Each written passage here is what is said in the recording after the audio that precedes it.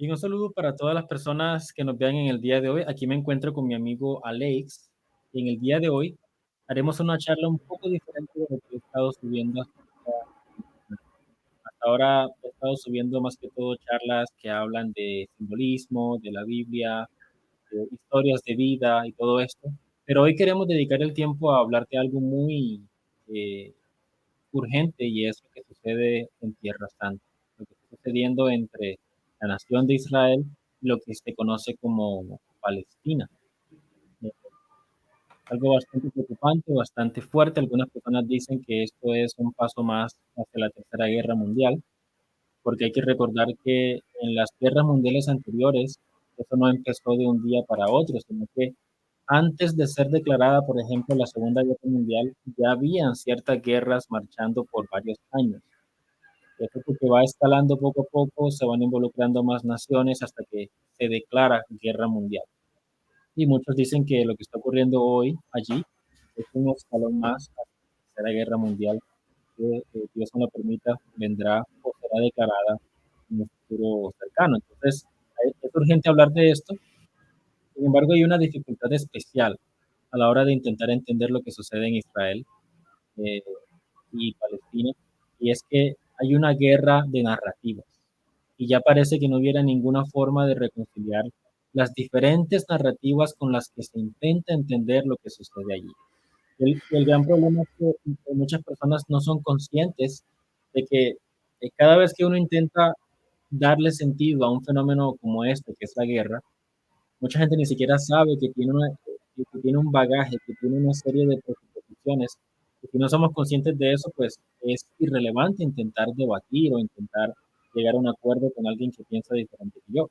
Porque si mi bagaje, si mis recursos para darle sentido a ese fenómeno son diferentes al bagaje de otra persona, y si ni siquiera somos conscientes de ese bagaje o de esos lentes para leer lo que sucede, el debate va a ser completamente estéril. Así que Alex y hoy, eh, Alex y yo en el día de hoy nos queremos dedicar no a hablar de la guerra en sí, no a hablar de las atrocidades que están ocurriendo en sí, sino a hablar de la guerra detrás de la guerra, que es la batalla de narrativas. Estaremos revisando las diferentes narrativas, como las personas intentan entender lo que sucede allí y quizás eh, regresar a una visión más amplia que acapare la historia de la nación de Israel, que acapare la historia de lo que hoy se conoce como Palestina, y que intente proveer una respuesta más satisfactoria y más amplia de lo que está sucediendo en este momento en el mundo. Así que Alex, bienvenido. Él es un amigo mío ya de hace un tiempo para acá. Alex ha dedicado unos 10 años a investigar todo lo que tiene que ver con Tierra Santa, con su historia, con los diferentes fenómenos geopolíticos, culturales, económicos, pues con el paso de los siglos, y él nos viene a ofrecer una síntesis de sus investigaciones en un formato pues de un diálogo abierto. Así que bienvenido, Alex. Muchas gracias. Sí, como comentábamos, todo este tema es un tema muy curioso, ¿no? El otro día mis padres me decían, ¿no? Ahora cuando ha saltado la última oleada de violencia, allí mis padres reflexionaban que creo que este es el único conflicto abierto que sigue igual desde que ellos nacieron, que ellos han visto siempre. Ellos han visto el IRA en Irlanda, ellos han visto todo el tema de, yo qué sé, de Yugoslavia, han visto evidentemente la banda terrorista ETA en España, han visto un montón de situaciones que también parecían enquistadas y más o menos se han ido resolviendo. Y en cambio esto sigue ahí. Y realmente es un problema como ningún otro. Lo han intentado comparar con muchas otras cosas, ¿no? Como decíamos, con el apartheid de Sudáfrica, con genocidios que ha habido en otras partes, colonialismo, pero no acaba de encajar con nada. Y además es curioso porque eso es una cosa que también es verdad. Es un tema que levanta muchas pasiones en el mundo. O sea, hay gente que se grita por una guerra que está pasando muy lejos de aquí, con la que no tiene ninguna conexión personal, no tiene ni amigos ni familia allí. Realmente es una cosa que se ha mezclado mucho con la política de los diferentes países y sobre todo ahora con los temas también de política de políticas de identidad, ¿no? Y culturales, todos vemos muy claro cuál es la línea que divide a los que están del lado de Israel y los que están del lado de Palestina en los diferentes países occidentales, ¿no? Y se ha acabado convirtiendo en una especie de guerra de proxy internacional. Ujú. Ok, muy, muy interesante eso. Y bueno, pues Alex y yo antes de empezar a grabar, estuvimos conversando que quizás la mejor forma de darle inicio a este diálogo es revisando de manera concienzuda de dónde viene la nación de Israel, de dónde viene el término Palestina, que todos estos son términos y son nociones que parece que estuvieran dados, pero que tienen un origen y que es muy, muy probable que el origen de estos términos o de estas categorías o de estas naciones no sea tan claro cómo fue que llegaron a ser o quién fue o qué tipo de persona o de grupo estuvo detrás de la creación de estos términos y estas naciones. Así que empecemos, Alex, con la nación de Israel. ¿De dónde viene históricamente la nación de Israel del siglo XXI? El Estado de Israel, tal como es ahora, es una ocurrencia de judíos europeos del siglo XIX, tal cual. Estamos hablando de personas como David Ben Gurión, el fundador, ¿no? Uno de los fundadores del Estado de Israel, Golda Meir, antes que ellos Theodor Herzl, que fue el ideólogo del sionismo. Y en la mayoría de casos estamos hablando de judíos que sabían que eran judíos por tradición porque venían de familias de judíos, pero eran gente que estaba desconectada de su tradición. Muchos de ellos no habían pisado una sinagoga en su vida. Se parecían más a las figuras del socialismo, por ejemplo, ruso, de los revolucionarios, gente como Trotsky o como Kamenev o como Sokolnikov, que a rabinos o judíos tradicionales. Y esa gente fue a fundar Israel bajo la idea esa histórica, historicista, pero moderna, de que eso era una tierra que pertenecía a los judíos, pero fue la única parte que cogieron del judaísmo, todo lo demás lo descartaron. Realmente incluso se encontraron con un problema, eso es muy irónico, se encontraron con el mismo problema que tuvieron los nazis, que es definir qué es un judío. Porque una vez quitas el elemento religioso, no es tan fácil. De hecho, es imposible, en realidad. Pero se encontraron exactamente con el mismo problema y acabaron resolviéndolo de una forma parecida al final a la moderna, ¿no? Con las ideas estas de genética más bien y de herencia genética y de sangre, de quién es tu padre, ¿no? Lo cual contradice la narración bíblica. La fundación del pueblo de Israel no se basó en eso. Ujú. Bueno, solamente para agregar una arista más a esta pregunta de qué es el Estado de Israel del siglo XXI, y luego pues me gustaría hacer unos comentarios al respecto. Hay un grupo muy interesante en Occidente que son ciertos grupos protestantes conservadores, o en general protestantes, que tienen esta tendencia eh, a ponerse del lado del Estado de Israel, casi al punto de equiparar el Estado de Israel del siglo XXI con el Israel del Antiguo Testamento, por ejemplo. Dicen que ese es el pueblo de Dios, que esa es la nación santa escogida de Dios, y hacen esta equiparación casi que automática entre el Israel del Antiguo Testamento y el Estado de Israel del siglo XXI. ¿Cuál es la dificultad o el problema con esta equiparación? Claro, es lo que venimos comentando, es que no tiene nada que ver. O sea, no tiene nada que ver. Lo mínimo de lo mínimo. Sí, son judíos, pero no se comportan, no siguen la tradición, por decirlo así, salvo 4 costumbres que tienen ahí fosilizadas, ¿no? Como el tema de la comida o alguna cosa de estas, pero por lo demás no siguen los preceptos religiosos que se supone que siguen los judíos y toman selectivamente las partes que les interesan del relato bíblico. Que yo sepa, en las escuelas de Israel es importante en el currículum educativo pues todo el tema del libro de Josué, de la Biblia, que es evidentemente la narración de cómo los judíos tras salir del pueblo de Israel, tras salir de Egipto, los 40 años cuando llegan a la tierra prometida. bajo, bajo Josué como líder y cómo conquistan la tierra prometida. Claro, esa parte les interesa. Uh, todo lo otro no, toda la parte del exilio, todo eso, eso no les interesa. Entonces hay una desconexión muy grande.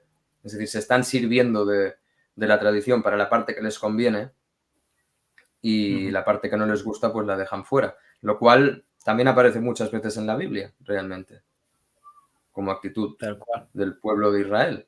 Y ya sabemos cómo acaba.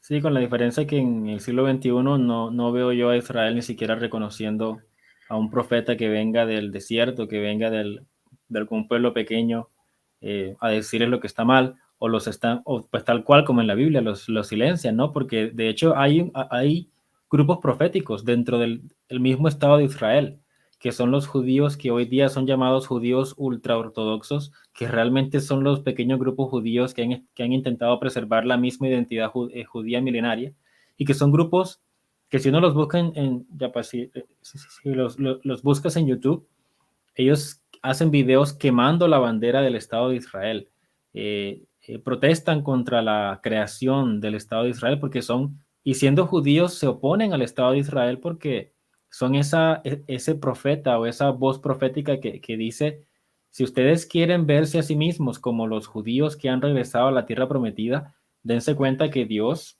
no ha hecho esa declaración, o sea, porque en el Antiguo Testamento cada vez que los judíos vuelven a la tierra, ¿cierto? Es porque Dios lo ha concedido. Pero hablando en términos estrictamente históricos y de acuerdo a la cosmovisión, digamos, de la Biblia, el templo fue destruido en el año 70. Después de Cristo empezó el exilio, la gran diáspora, otra gran diáspora, porque han sido varias, y hasta el día de hoy, pues, no se ha reconstruido el templo. Sí, sí, es tal cual eso, realmente. O sea, es en este sentido, ¿no? Y en todo lo que estábamos comentando, lo que venimos comentando estos días, es,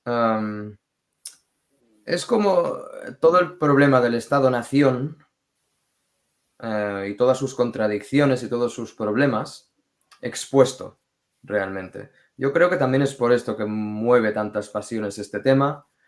Toda la gente de izquierda, los que critican al Estado de Israel, dicen que es ilegítimo.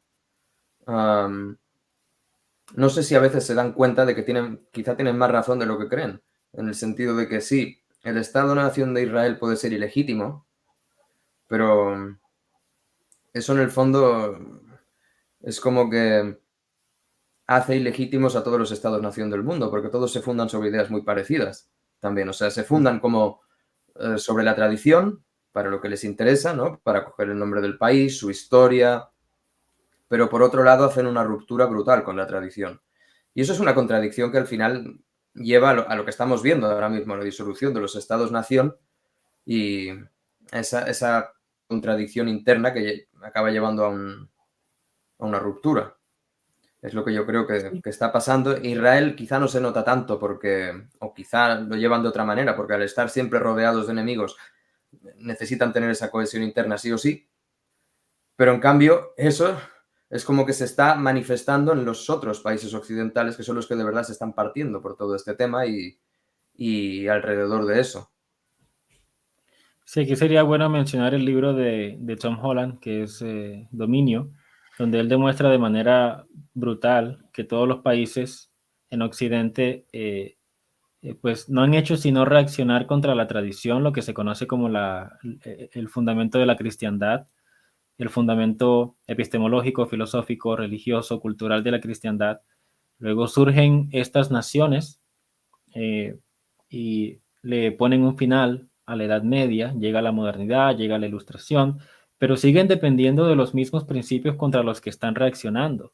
¿De dónde viene la noción de verdad? Viene del cristianismo. ¿De dónde viene la noción de justicia? Del cristianismo. ¿De dónde viene la noción incluso de cuidar de los pobres? Porque hoy día las izquierdas se enorgullecen y se distinguen de la derecha, que porque supuestamente nosotros de izquierda sí nos preocupamos por los márgenes, pero incluso el cuidado de los márgenes viene de Cristo.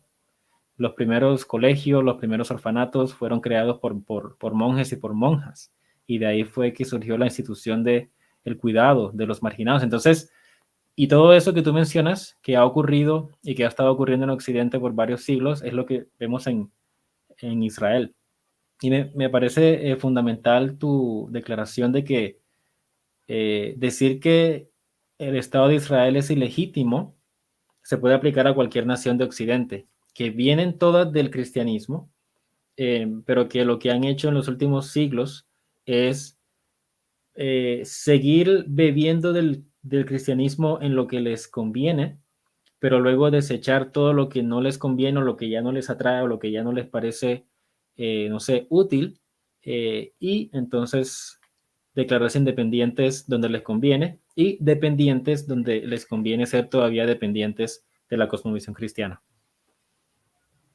Claro, sí, a ver, es lo que toda la vida se había llamado una herejía, simplemente. Que esta palabra ahora, pues sí, parece que es como de broma, ¿no? Parece que es como si estuviéramos hablando de, no sé, de la Inquisición medieval o algo, pero es una herejía al final es eso. Todas se han manifestado siempre igual, las herejías, es tomar la parte que quiero, la parte que me gusta, con la parte con la que estoy de acuerdo y la parte que no me gusta, pues fuera. Exacto. Y realmente sí, es el gran problema que se está manifestando en Tierra Santa ahora mismo y en Israel, y es el problema ese que se ramifica a todas partes, tiene que ver con todo. Y por eso supongo que también es tan significativo este problema. Al final, por un lado está Tom Holland, como bien mencionabas, yo lo tenía también puesto en las notas que me había puesto estos días, por varias cosas, ¿no? También toda esta relación de Occidente con el resto del mundo, ¿no? Ujú.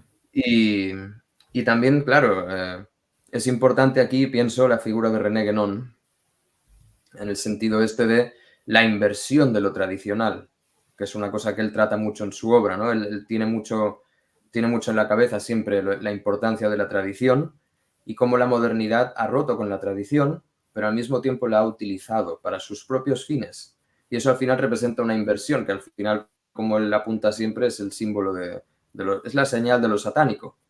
Tomar algo que ya existe y ponerlo del revés. ¿No? El mal no tiene capacidad de crear, solo tiene capacidad de poner del revés lo que ya hay para Sí, destruirlo o que se autodestruya.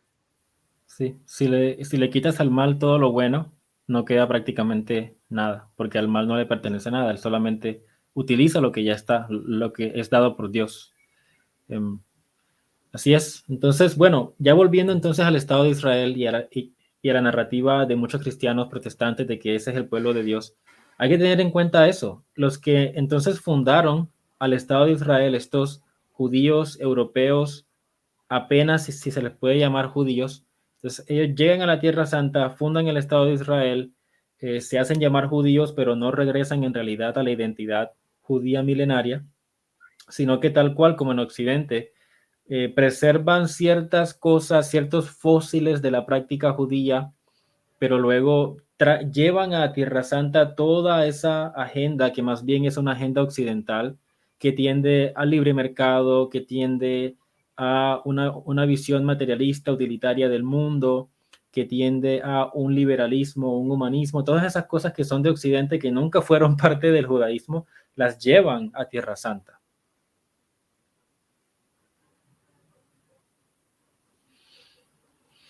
Sí, allí además hay un tema, es que claro, es muy interesante todo este tema por lo que decimos, ¿no? Israel, los judíos, desde el momento en que aparece el cristianismo, en que aparece Cristo, ¿no? Y se desarrolla todo, queda un remanente de judíos que no se convierten y que además refundan el cristianismo, refundan el judaísmo en ese momento como reacción al cristianismo. Todo el judaísmo rabínico como existe hoy en día no es como el judaísmo del Segundo Templo. Es básicamente fariseísmo hecho a medida para reaccionar contra el cristianismo. Y entonces quedan a partir de ahí, los judíos quedan como ese margen, como ese remanente que no acaba de encajar, pero que tampoco puedes eliminar. Y no será porque no se haya intentado, realmente. Los han expulsado de todas partes, los han maltratado, han hecho pogroms, incluso, bueno, se llegó al extremo, evidentemente, de la Segunda Guerra Mundial, cuando se los intentó exterminar. Y toda la idea del Estado de Israel responde a esa idiosincrasia concreta de los judíos europeos, los que se llaman la rama de los Ashkenazim, porque luego también hay judíos, los que fueron expulsados de España, los sefardíes, que van por otro lado, E incluso en Israel ha habido problemas porque evidentemente toda la casta dominante y gobernante y los fundadores y demás han sido esos Ashkenazim de la Europa oriental, ¿no? Alemanes y polacos y rusos. Pero también había muchos judíos en Asia. No tantos, pero también había los Mizrahim, llamados, que son los que vivían pues, en Irak, en el Yemen, en el norte de África, en comunidades tan antiguas como, pues, como el templo destruido, que llevaban 2000 años ahí, o más. Ujú. Esa gente también llegó a Israel con una idea completamente diferente de las cosas. No tenían esa influencia europea, no tenían esa influencia del socialismo, nada de eso. Y muchas veces también los han tratado como ciudadanos de segunda, por lo visto, allí mismo, ¿no? Y claro, llega un momento que dentro mismo del judaísmo, como siempre pasa, ¿no? Pues también chocan tendencias diferentes, cosmovisiones diferentes, no todos lo ven de esa forma europea. Han querido acusar también a Israel mucho de una acusación típica, es la de colonialismo. Por lo típico, porque todo el mundo es como que huele que sí, que son europeos que han ido allí. Pero no es tan sencillo como eso, no es como los ingleses cuando han ido a la India o como otros países como Francia cuando ha estado por África, ¿no? Tiene ese componente, pero no lo es todo. Es más complicado que eso, ¿no? Por eso siempre el problema siempre es más complejo, más complejo, más complejo.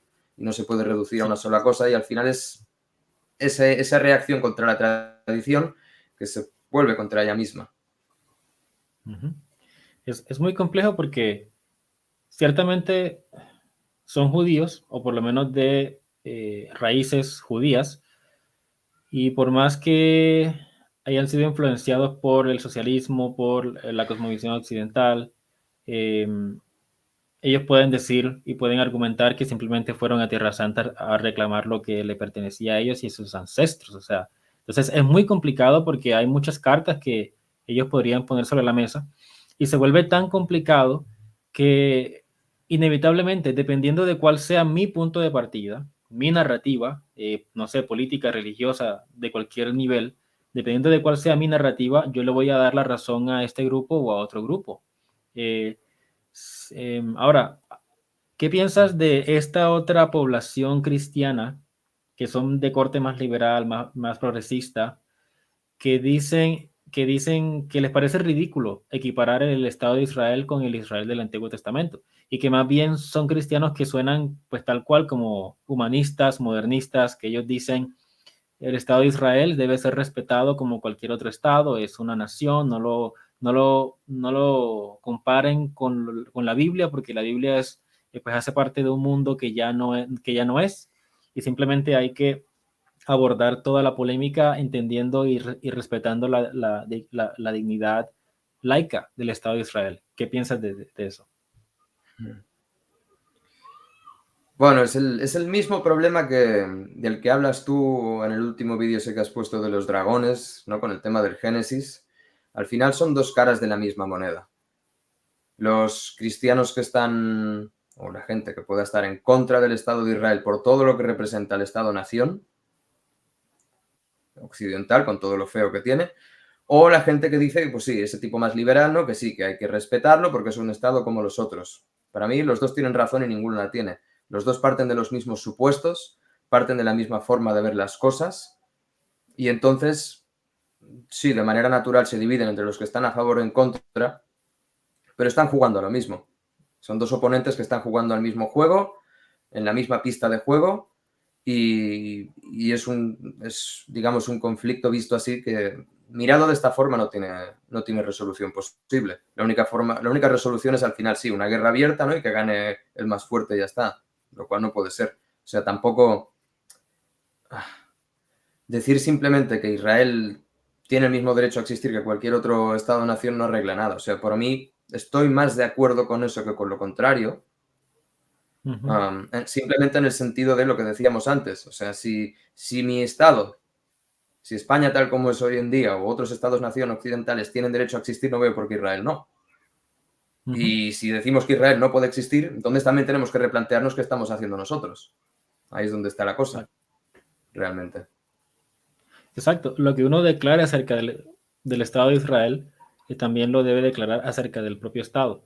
Y es por eso que es tan peligroso y es justamente por eso que muchos de los cristianos o de las personas que dicen que el Estado de Israel ahorita del siglo XXI es el pueblo de Dios, es el mismo tipo de persona que luego busca un partido político cristiano, por ejemplo, que imponga el reino de Dios a la fuerza en su nación, porque tienen esta idea de que Dios, y pues por supuesto que Dios tiene sus escogidos, por supuesto que los tiene, pero lo hacen al estilo de ellos, o sea, desechando lo que no les conviene de lo que debe ser un pueblo escogido de Dios y manteniendo lo que sí les conviene de lo que es un pueblo escogido de Dios, que es justamente lo que se parece a ellos, o sea. Entonces, y por el otro lado, entonces tienes los cristianos más humanistas que defienden la existencia del Estado de Israel um, como cualquier otro Estado, dicen ellos. Pero bien, como tú decías, son dos caras de la misma moneda, tanto los cristianos que dicen que el Estado de Israel es el pueblo escogido de Dios, como los cristianos que dicen que eso no hay que conectarlo, sino que el Estado de Israel es como una nación secular post-cristiana. Ambos bandos están justificando o están tomando por sentado la existencia del Estado como se conoce hoy. Es allí donde está la cerrazón, lo que impide que se resuelva el debate, porque ambos bandos lo que están haciendo es legitimar y dando por sentado que lo que hoy se conoce como lo que hoy se conoce como Estado está bien. No hay nada que criticar acerca de la existencia del Estado como una identidad nacional. Eh, pero ya hablábamos, ¿cierto? Ya hablábamos em, que hay mucho que criticar acerca de la estructura misma de un Estado, cualquiera que éste sea, porque vive en esta dicotomía de reaccionar contra la tradición mientras que sigue dependiendo de la tradición en lo que le conviene y de esa manera, como decía Guénon, invierte el orden, pone la tradición de cabeza al servicio de algo superior. Pero, ¿qué puede ser superior a la tradición? Dirán ellos el ideal de progreso, pero ya estamos viendo dónde nos ha llevado el ideal de progreso. Lo que hace el Estado-Nación es tomar la tradición y ponerla al servicio de un ideal que ni siquiera ellos pueden definir, y eso es por definición entregar el Estado o entregar tu identidad en manos de un Dios desconocido, de un telos que tú no conoces. Eso es caos. Sí, sí, sí. A ver, es el... Parece que es a lo que está destinado a acabar todo esto. Tanto Israel, el Estado, como todo el proyecto de la modernidad, realmente, la posmodernidad. Es ahí, o sea, todo esto al final parte de... Bueno, siempre puedes ir tirando más hacia atrás, ¿no? Pero digamos, quizás lo más reciente es todo el auge del nacionalismo a partir de la Revolución Francesa, todo lo que se intentó hacer ahí, todo ese cambio fundamental de régimen, en el momento en que ya realmente la modernidad arranca fuerte ya con todas las armas, durante el siglo XIX, y ahí es donde se funda toda esta idea nueva de Israel, toda esta especie de nacionalismo judío que no tiene demasiado sentido, y por reacción también el nacionalismo palestino, todo acaba pasando igual, o sea, todos los países de la zona también acaban viendo qué es lo que está, no sé si de moda en Occidente en aquel momento, o qué es lo que los occidentales entienden, cuál es la manera de pensar que tienen, y van detrás de eso también, porque pasa lo mismo, ¿no? O sea, toda la nación, lo que llaman la nación, el pueblo palestino, eran árabes que estaban en la zona. Entonces, no es verdad lo que decían los primeros sionistas, que aquí era un desierto que no había nadie, pero tampoco es exactamente verdad que ahí hubiera un pueblo palestino. Eran árabes que estaban en aquel momento dentro del Imperio Otomano, políticamente fueron cambiando de manos, después un protectorado británico, pero lo de palestino salió como reacción a eso. O sea, eran árabes no muy diferentes de lo que hay alrededor suyo, o no, nada diferentes prácticamente, ¿no? Desde lo que son los árabes de Arabia, de lo que hay hoy en día en Jordania, de lo que hay, son más parecidos a eso, pero también a Siria, el Líbano, ¿no? O sea, esa identidad nació también a imitación de las identidades nacionales europeas.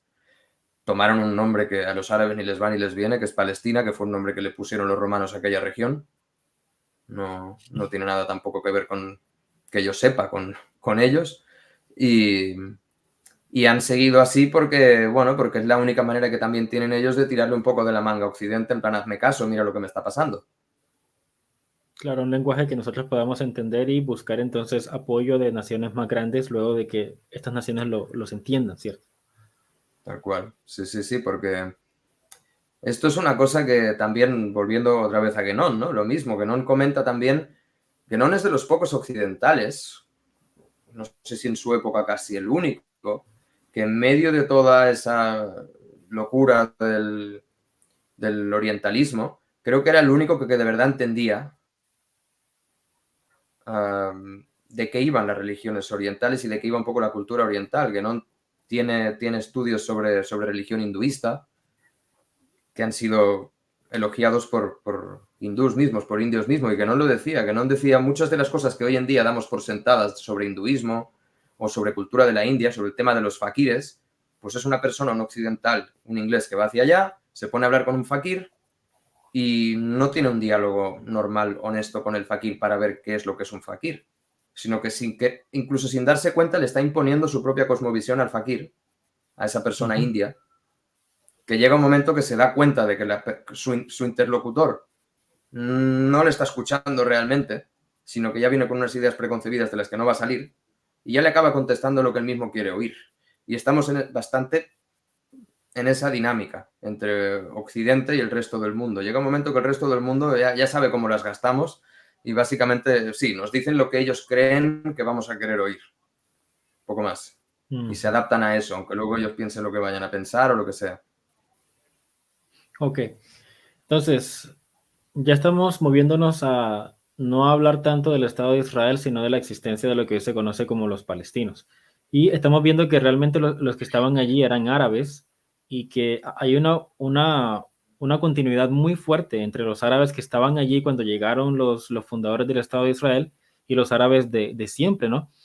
Eso quiere decir entonces que los árabes, antes de verse obligados a hablar en un lenguaje que nosotros pudiéramos entender, ellos mantuvieron su cosmovisión premoderna, o sea, una cosmovisión donde la religión no es una cosa separada de la política y la economía y la cultura, sino que la religión es el elemento que está debajo y encima y que rodea todo lo demás.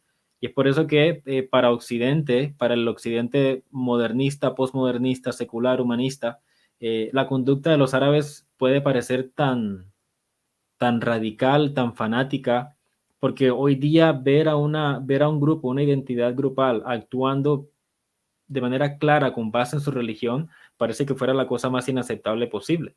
Y Occidente pues termina deshumanizando de manera pues casi que absoluta a los árabes, ¿cierto? Y aquí no queremos hacer un balance de quién ha sido más o menos violento. No queremos negar que estamos viendo cosas horrorosas en Tierra Santa, pero ocurre esa deshumanización hacia los árabes, ¿cierto? Sí, simplemente cada bando encuentra la forma de deshumanizar al otro. A Occidente realmente lo que le gustaría, ¿no? A países como Estados Unidos, la Unión Europea, lo que le gustaría es pues, lo que han intentado siempre, que ahí haya libre mercado, ¿eh? Que esto de la guerra al final, bueno, de vez en cuando está bien, pero al final molesta, ¿no? Porque entonces se cierran fronteras, entonces no hay circulación aquí de bienes y de divisas y de todo, ¿no? Entonces lo que les gustaría es que desaparecieran por un lado los ultra ortodoxos, que por el otro lado desaparecieran también todos los radicales también musulmanes, ¿no? Y que más o menos se entendieran, ya está, que total, si quieren ir a la sinagoga una vez por semana, pues que vayan, y los otros lo mismo también, pero que al final esto no interfiera con el negocio, que ha sido siempre el modelo de sociedad protestante también de los últimos 300 años. O sea, ese sería el Claro. objetivo. Todo lo que se salga de eso molesta, en un lado y en otro. Y es lo que ha hecho, pues Estados Unidos es lo que ha hecho como nación casi que desde el principio, sacar una increíble cantidad de dinero de cada conflicto. Sí, incluso, bueno, crear conflictos artificialmente también para mover dinero, porque al final también hay gente, ¿no? Que se tiene que ganar la vida vendiendo armas y fabricándolas y esas cosas. Sí, Claro, todo sí. ese componente también Que, está, obviamente. que hoy día ya no es ningún misterio, ya hay, pues hay plenitud de documentos descalificados de páginas oficiales donde se hace evidente que Estados Unidos promovió revoluciones indistintamente. O sea, ellos promovieron revoluciones tanto de izquierdistas en Centroamérica como de derechistas autoritarios como en Chile. Ellos no les importa de qué ala política sea, lo que les importa es, si es necesario, impulsar revoluciones para que fluya un cierto comercio que les interese y sacar más y más dinero. Sí, Estados Unidos, que yo sepa, en los años 80 en la guerra de Irak contra Irán, ellos públicamente apoyaban a Saddam en Irak, pero estaban vendiendo armas a los dos lados. Y mientras haya guerra, pues ellos hacen negocios. Sí, estas cosas realmente funcionan así. Eso es toda esa, para entroncar, ¿no?, con lo que estamos hablando, es toda esa dinámica de la era moderna. Llega un momento que al final ponemos un poco la fachada de la tradición, porque si no es que no sabemos ni qué nombre ponernos, pero lo dejamos solamente como un elemento decorativo. O sea, a la hora de la verdad lo que cuenta es eso, el business, el dinero y al final de los finales la dominación y el poder. Es lo que se El está Dios creando. común. Sí. Sí, sí, sí, tal cual. O sea, es una... Realmente, si se pudiera poner un apéndice a la Biblia, esto podría ser un apéndice perfectamente. Esto se parece a todas las historias que aparecen en las crónicas, en los libros de las crónicas históricas de la Biblia, ¿no?, de Israel, en el libro de los Reyes, en los Macabeos. Son todas estas historias de el pueblo de Israel saliéndose del camino que les ha marcado Dios, porque les deja de apetecer, o por eso, ¿no? Porque llega un momento que les puede más el ansia de poder, el ansia de dinero, el ansia de comodidades, de lo que sea. Y sí, ellos siguen adorando, por lo menos nominalmente, a Yahvé, pero también se ponen a adorar a los ídolos, también se distraen con otras cosas, ¿no? Pactan con quien no tienen que pactar, con idólatras de la peor calaña, ¿no? Y con auténticos tiranos. Y, al final por eso, por conseguir un poco no alinearse con la voluntad de Dios, sino alinear a Dios con la suya. O sea, Con realmente los- es una repetición otra vez de ese ciclo. Ujú. Así es, entonces, em, para ir finalizando esta pues gran conversación, hablemos un poco de qué decirle a las personas que están intentando ser un poco más autoconscientes. Pues imagínate que alguien vea esta conversación y diga, bueno, entonces, ¿cómo entiendo lo que está pasando allí? Es complicado porque responder a cómo entiendo lo que está pasando allí, ya hemos hablado que va a implicar cómo entiendo yo un estado, cómo entiendo yo que es un pueblo escogido, que no es un pueblo escogido. Va a implicar, ¿será que la narrativa o la forma como la Biblia interpreta la historia, debo yo recuperar esos lentes?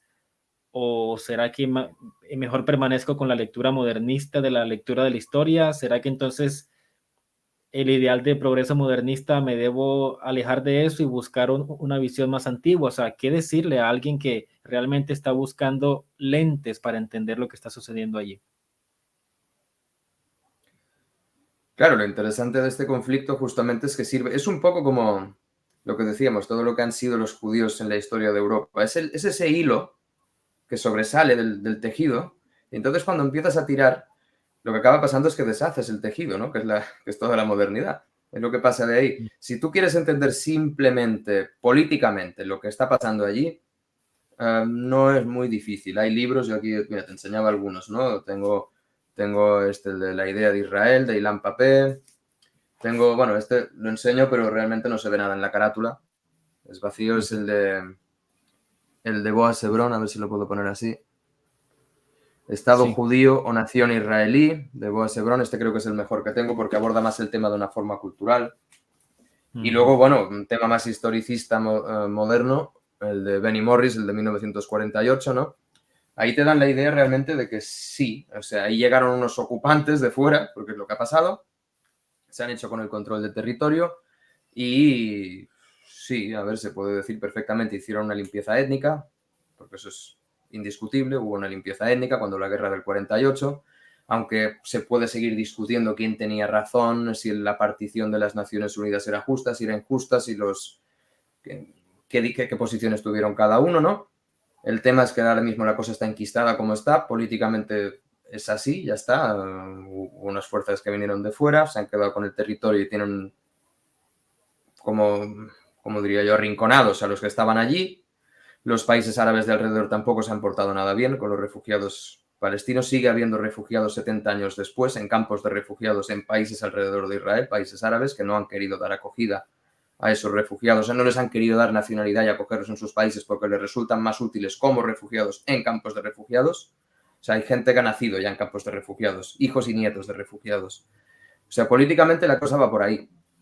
Pero claro, siguiendo ese modelo de causalidad mecánico, ¿no?, que tanto nos gusta en la modernidad, llega un momento que sigues tirando del hilo y quieres más. Porque al final con eso no basta. Dices, bueno, te haces una idea aproximada de cómo está la cosa ahora, pero entonces empiezas a tirar. Y yo lo único que le diría a una persona que quiera saber más de eso es, pues tal cual, que tire del hilo. Vas tirando del hilo y acabas llegando a los problemas que hay con el Estado-Nación. Acabas llegando a todos los problemas que hay en Occidente mismo, todas las contradicciones políticas que hay culturales con este tema que nos están llevando ahora mismo a realmente a la autodestrucción. Y acabas llegando, es que a partir de ahí, evidentemente, a partir del hilo de Israel, acabas llegando a la narración bíblica. Y no es tan difícil conectar una cosa con la otra. Es tiempo, evidentemente, hay que tener ganas, pero también hay mucha gente que sí que el conflicto le interesa cada 7, 8, 10 años cuando la situación estalla, cíclicamente, que es lo que pasa, periódicamente, entonces todo el mundo sale a manifestarse, todo el mundo sale a decir sus consignas y sus opiniones y luego ya se les olvida el resto del tiempo. Quien realmente tenga un interés en esto, yo creo que profundizará y le puede servir para llegar a ese choque de cosmovisiones, que es lo que estamos viendo aquí, ¿no? Y a llegar al final del camino, en ese sentido. Sí, realmente lo que pasa en Tierra Santa es un catalizador, un amplificador de todas las contradicciones en Occidente, hasta el punto que hoy tienes a una izquierda en Estados Unidos progresista defendiendo a los árabes, y es como que, o sea, ¿cuándo vas a darte cuenta que los árabes matarían a los homosexuales o a los trans o a los queer? O sea, ¿cuándo vas a darte cuenta que estás apoyando a un grupo que te quiere ver muerto? O sea, entonces se empiezan a ver todas las contradicciones o esta derecha que apoya de manera unilateral el Estado de Israel y no muestra ninguna compasión hacia los árabes y deshumanizan a los árabes y se vuelcan hacia defender el Estado de Israel. Bueno, es el tipo de persona por lo general que se ve a sí mismo como un escogido de Dios y que entiende el Estado de Israel como si fuera, se ven a sí mismos como si fueran ciudadanos exiliados del Estado de Israel, algo así, como que hay esta conexión extraña entre una rama del cristianismo protestante y el Estado de Israel, al punto que, no sé, quisieran hacerse judíos mesiánicos, una cosa así, quisieran irse a Tierra Santa y ser parte del Estado-nación escogido por Dios, o sea, que es el otro extremo de la gran contradicción. Entonces, claro, se ven todas estas tensiones y se hace evidente, como tú muy bien decías, que la única forma de encontrar paz interior ante lo que está sucediendo es darse cuenta que en el fondo de todo esto hay una serie de narrativas religiosas y que por más que nos moleste esa palabra es inevitable porque pues como tú decías, políticamente y geopolíticamente y culturalmente y de manera económica, no es difícil entender lo que sucede, pero uno sabe que no se detiene allí. La curiosidad, el deseo de comprender a cabalidad el fenómeno, no se detiene allí.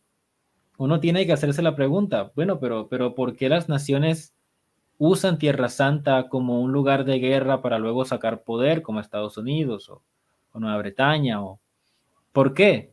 Entonces, ya allí el por qué, de dónde viene el deseo de poder, de dónde viene el deseo de dominación, de dónde viene este patrón de los estados de reaccionar contra la tradición y seguir dependiendo de ella y rebelarse contra los principios anteriores y intentar imponer algo nuevo. O sea, este impulso de control y de dominación y de no hay otra opción sino dar una respuesta que es religiosa. Y es lo que le dijo la serpiente a Eva desde Génesis capítulo 3, seréis como dioses.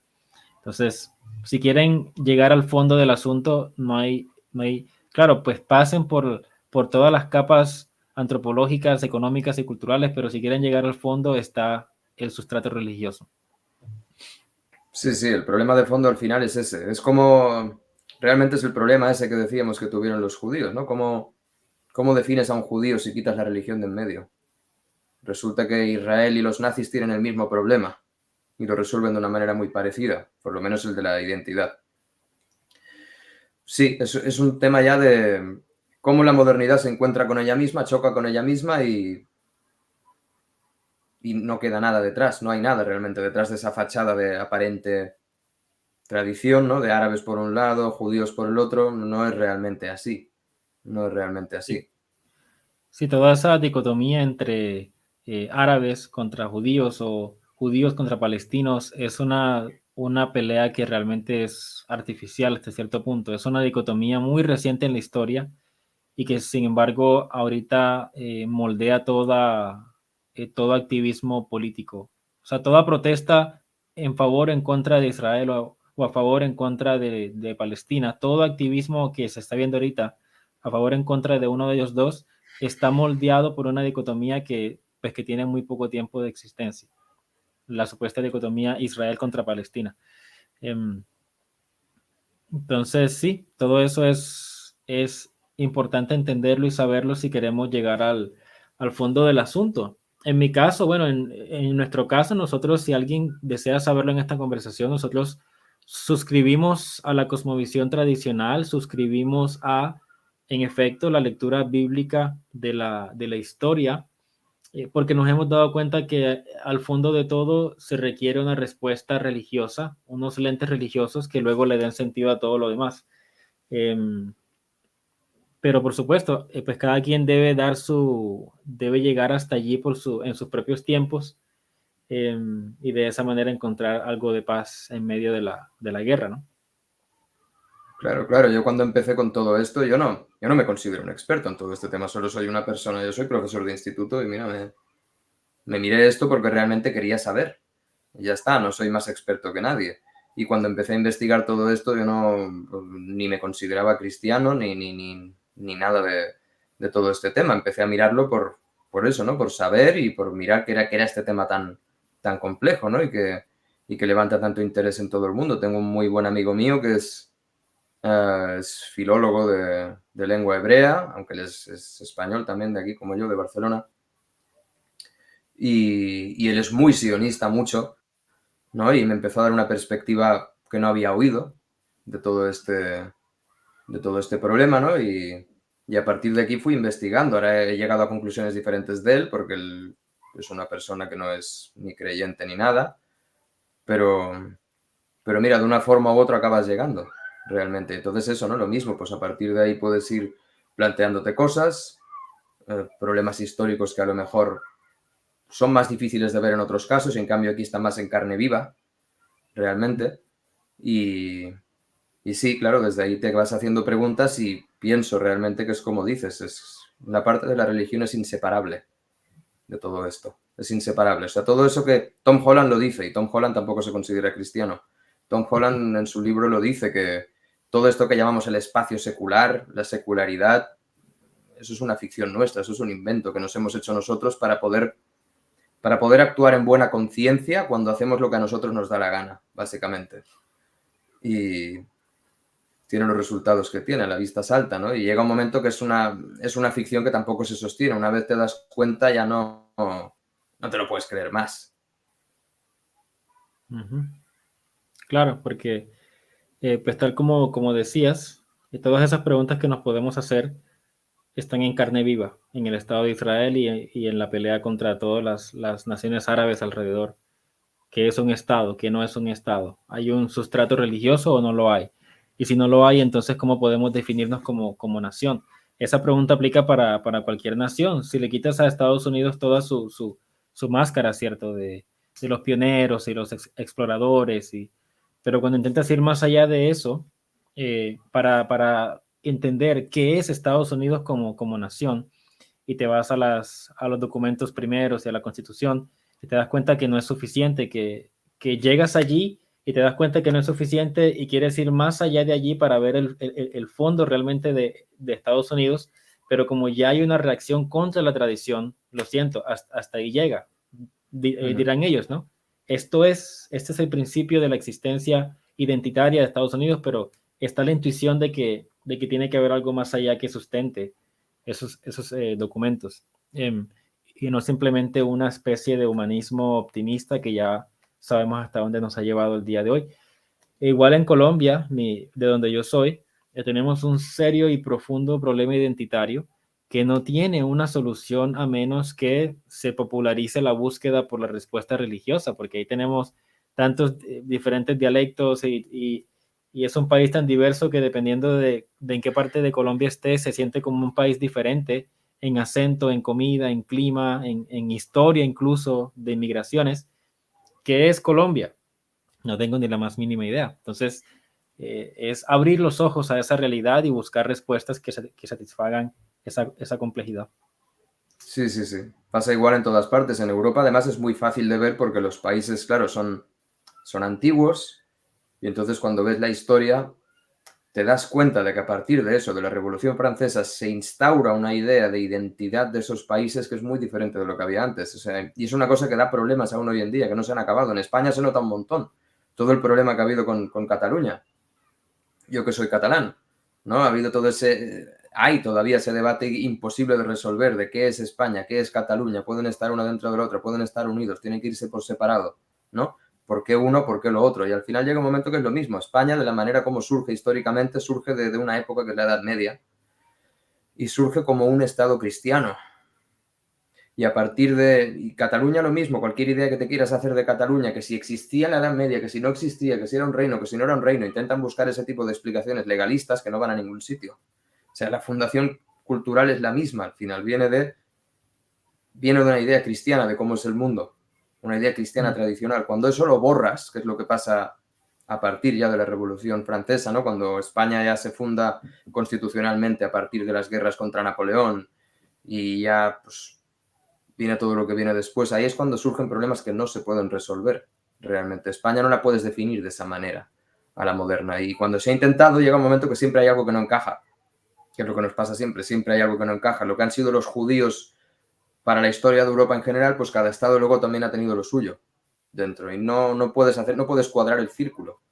Y cuando lo intentas demasiado fuerte, pues pasa lo que pasó en Yugoslavia, pasa lo que ha pasado, bueno, en España también hemos tenido varias guerras, por suerte hace Hitler. tiempo de la última, y siempre es el mismo problema con la era moderna. Y es eso, ¿no? Israel, toda la zona que hay, todo ese problema que hay ahí en Israel con Palestina es una versión concentrada de todo ese problema que tenemos cultural.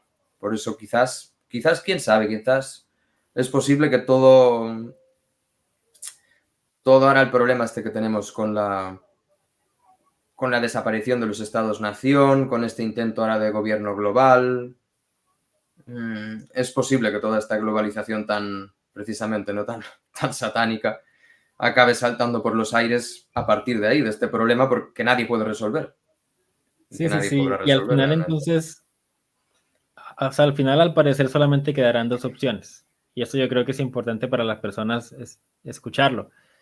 Luego de la Primera Guerra Mundial se fundó la Fraternidad de Naciones. Luego de la Segunda Guerra Mundial se fundó ¿qué? Las Naciones Ahorita se Unidas, me- la ONU. Sí, la ONU. Y ahorita si esto sigue escalando hacia la Tercera Guerra Mundial, que no sería extraño que todo esto fuera orquestado por allí, por las sombras, para seguir creando un problema y luego imponiendo una solución, porque eso es lo que uno ve desde la Biblia. O sea, una vez lee la Biblia de manera tan infantil, no se da cuenta de que ahí se ofrecen unos lentes, unos metalentes para entender todo lo que sucede. Éxodo capítulo 1, ¿qué hace el faraón? Primero él proyecta un problema. Em, Él dice, los israelitas o los hebreos están creciendo demasiado en Egipto. Ahí está. ¿Qué hace un tirano? Proyecta o crea un problema, que realmente no era necesariamente malo. O sea, no sé, él pudo haber pensado, están creciendo, pero mira lo buenos que son, mira que son organizados, mira que son, o sea, van a ser de beneficio para Egipto. Pero él hace una lectura que para él es un problema. O sea, él crea un problema de allí. Entonces, los hebreos están reproduciéndose y creciendo demasiado dentro de Egipto. Hay que hacer algo al respecto. Entonces, luego de que él proyecta un problema, entonces él crea una solución, que es eso, pues someterlos, hacerles daño y todo esto. Entonces, es el patrón básico del tirano. Crea un problema y luego crea una solución. Y es lo que estamos viendo con las guerras mundiales. Y entonces al final de todo esto, al parecer, quedarán dos opciones. Número uno, aceptar un gobierno mundial, aceptar que se sigan diluyendo las identidades nacionales, pues nunca tuvieron un sustento claro e intentaron vivir así, pero ya que nos hemos dado cuenta de que pues un Estado, si no regresa fuertemente a la tradición, su destino garantizado es la disolución y es lo que está ocurriendo ahora. Entonces se seguirán diluyendo los estados-nación y seguirá levantándose un salvador mundial que nos prometa que ya no van a haber más guerras mundiales, que nos conozca a todos, que nos identifique a todos con la tecnología y todo esto que dice la gente. Entonces, eso, aceptar ese futuro tecnócrata, o número dos, considerar una cosa, pues quizás no era tan mala la tradición, ¿cierto? Quizás la visión cristiana no era tan mala, quizás la idea de una identidad grupal donde el Estado y la iglesia o donde lo político y lo religioso sean más amigos que una pared indivisible entre una cosa y la otra, quizás no era tan loco eso, porque entonces lo que sucede es que el ala religiosa informa el ala política con una buena conducta, con buenos principios que son trascendentales, que son abiertamente procedentes de la divinidad y que regulan sobre el mercado, regulan sobre las relaciones, que regulan sobre la cultura. Y entonces quizás eso no era tan descabellado porque la única otra alternativa para el futuro, por lo que vemos, es un mundo pues dominado por la tecnología y por el poder, por el amor al poder, que es lo que fomenta la guerra que estamos viendo hoy. Sí, sí, sí, realmente estoy de acuerdo completamente con eso. Se va a ser esa dicotomía. Ya lo es, de hecho. Hay un... Toda la historia de la modernidad apunta hacia aquí, sobre todo a partir de la Revolución Francesa. La Revolución Francesa es el momento en el que esa clase social, que es la burguesía, toma el poder, elimina todas las instituciones de poder antiguas, con la excusa de que son arcaicas, con la excusa de que son opresoras, con un montón de excusas, ¿no? De que si son supersticiosas, irracionales, lo que tú quieras. Y al final se imponen para lo que ya sabíamos todos que quieren. Que al final es eso, es dominar ellos y montar esta especie de mundo a su imagen y semejanza. Montar una especie de máquina inmensa, una macrofábrica mundial que ellos puedan manejar a su antojo. ¿El destino será ese o sí, o de alguna forma u otra revertirse a lo tradicional? Pero claro, está complicado ahora mismo, realmente. Sí, sí, completamente. Bueno, Alex, la verdad disfruté muchísimo esta conversación que ya se acerca a una hora. Me parece un buen momento para finalizar y pues hemos abarcado lo que deseábamos abarcar y un poquito más, que fue la verdad muy, muy agradable. Eh, Muy agradecido por tu tiempo y bueno, que sigamos en un futuro conversando de temas que sean relevantes y que las personas quizás necesiten escuchar algo diferente. Claro que sí, muchas gracias a ti. Yo también lo he pasado muy bien, ha estado muy bien esta conversación y me ha dado también que pensar. Pues Alex, un abrazo y hasta la próxima. Chao, chao. Igualmente, adiós.